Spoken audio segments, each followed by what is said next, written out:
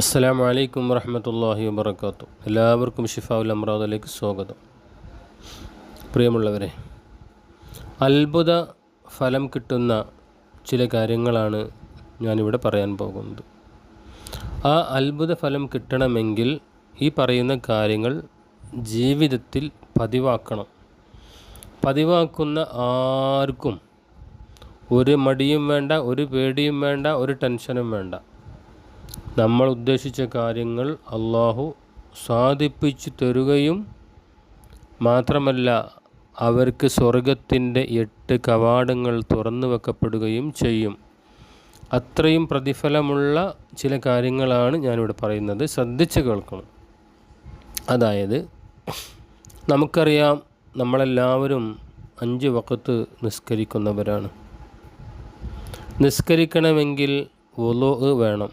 വുളൂ ഇല്ലാത്ത നിസ്കാരം ശരിയല്ല, ആ നിസ്കാരം സ്വീകാര്യമല്ല.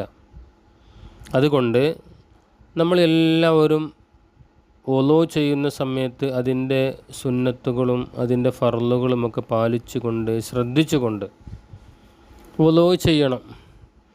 വുളൂ ചെയ്ത് കഴിഞ്ഞ ഉടനെ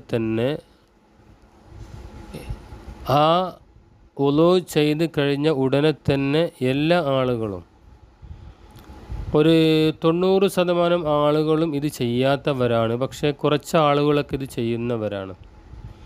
വുളൂ ചെയ്ത ഉടനെ നമ്മൾ മദ്രസകളിലും കിതാബുകളിലും ഉറുദു വഅല് പ്രസംഗം പോലത്തതൊക്കെ നമ്മൾ കേട്ടവരാണ്, കണ്ടവരാണ്, അറിഞ്ഞവരാണ്, നമുക്ക് അറിയുന്നവരുമാണ്. വുളൂ ചെയ്ത ഉടനെ 2 കൈയും കണ്ണും മേൽപോട്ട് ഉയർത്തിക്കൊണ്ട് നമ്മളൊരു ദുആ ചൊല്ലുന്നുണ്ട്.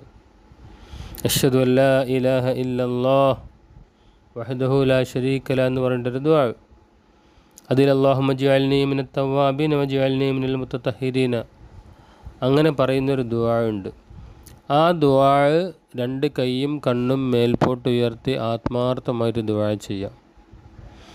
ദുആ ചെയ്ത് കഴിഞ്ഞ ശേഷം ഒരു 5 പ്രാവശ്യം ഇന്ന അൻസൽനാഹു ഫീ ലൈലത്തിൽ ഖദ്ർ എന്നുള്ള സൂറത്ത് ഓതാം. ഒരു പ്രാവശ്യം ആയത്തുൽ കുർസി ഓതാം. ഒരു 5 തവണ യാ ശക്കൂറു യാ അല്ലാ, യാ ശക്കൂറു യാ അല്ലാ എന്ന് പറയാം.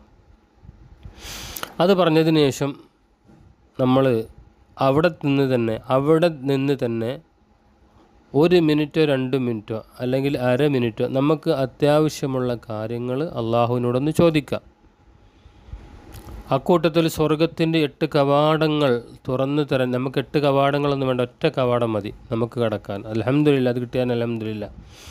ആ സ്വർഗത്തിൻ്റെ കവാടത്തിൽ കൂടെ സ്വർഗത്തിൽ കടക്കാനുള്ള തൗഫീഖിനും നമ്മുടെ ആവശ്യങ്ങൾ നിറവേറാനും വേണ്ടി ഒന്ന് ദുആ ചെയ്യുക. ഇത് പതിവാക്കണം. നമ്മൾ എവിടെ നിന്നാണോ ഒളു എടുക്കുന്നത് ആ ഒളു എടുക്കുന്ന സ്ഥലത്ത് വെച്ച് തന്നെ, ചിലപ്പോൾ വീട്ടിൻ്റെ ഉള്ളിൽ നിന്നായിരിക്കും, ചിലപ്പോൾ വീട്ടിൻ്റെ പുറത്തായിരിക്കും, ചിലപ്പോൾ പള്ളിയിൽ ഹൗലിൻ്റെ അടുത്തായിരിക്കും, ചിലപ്പോൾ വേറെ എവിടെന്നെങ്കിലും ആയിരിക്കും. ഏതായാലും ബാത്റൂമിൽ നിന്നൊന്നും ഒളു എടുക്കുമ്പോൾ അത് ചൊല്ലരുത്, പുറത്ത് നിന്ന് വന്നിട്ട് വേണം ചൊല്ലാനും.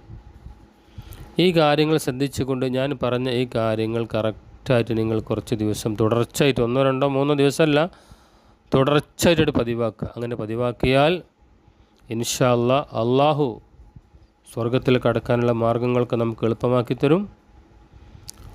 ആ എളുപ്പമാക്കി തരുന്നത് വഴി നമ്മുടെ ഇബാദത്തുകൾ, മറ്റ് കാര്യങ്ങൾ, നന്മകളൊക്കെ നമുക്ക് സഹിയായി ചെയ്യാൻ കഴിയും. അതോടൊപ്പം നമ്മുടെ എല്ലാ ഉദ്ദേശങ്ങളും, നമ്മുടെ മനസ്സിൽ കരുതിയ ഉദ്ദേശങ്ങൾ അള്ളാഹു തആല പൂർത്തിയാക്കി തരുകയും ചെയ്യും. ഇൻഷാ അല്ലാഹ് അതിലൊരു സംശയമില്ല. ഈ കാര്യം എല്ലാവരും ശ്രദ്ധിച്ചോളി. ഈ അത്ഭുത ഫലം കിട്ടുന്ന ഈ ദിക്റും ദുആയും നിങ്ങൾ പതിവാക്കുക. അസ്സലാമു അലൈക്കും വറഹ്മത്തുള്ളാഹി.